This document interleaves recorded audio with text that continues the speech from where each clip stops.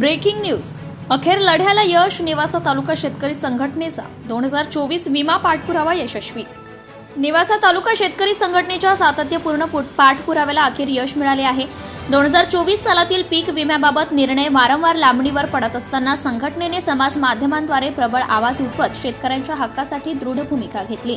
प्रदेश उपाध्यक्ष अजित काळे यांच्या मार्गदर्शनाखाली व्हॉट्सअप व्हिडिओद्वारे अर्ज प्रक्रिया समजावली गेली व विमा कंपनीशी थेट संवाद साधत समस्येवर उपाय शोधण्यात आला आहे.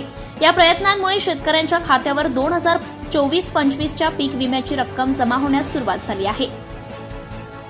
तर विमा अर्ज व क्लेमची माहिती. एकूण अर्ज 265, ऑनलाईन तक्रार नसल्यामुळे बाद 70, उर्वरित अर्जांचं लोकलाइज व पोस्ट हार्वेस्टिंग क्लेम प्रमाणे वर्गीकरण. लोकलाइज क्लेमचे पैसे थेट शेतकऱ्यांच्या खात्यात जमा होत असून उर्वरित 2 दिवसात होणार आहे.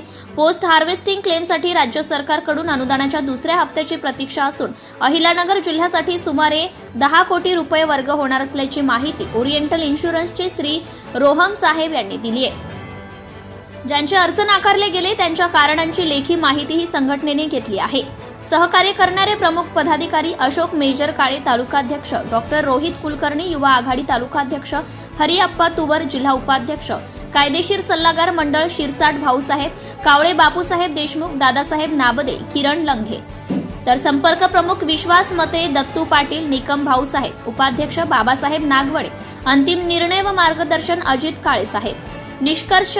नेवासा तालुक्यात आनंदाचे वातावरण आहे. शेतकरी संघटनेच्या प्रयत्नामुळे शेतकऱ्यांच्या हक्काचा विजय झालाय. ही लढाई विम्यापुरती मर्यादित नसून शेतकऱ्यांच्या हक्कासाठी उभारलेला विश्वासाचा एक मजबूत टप्पा आहे.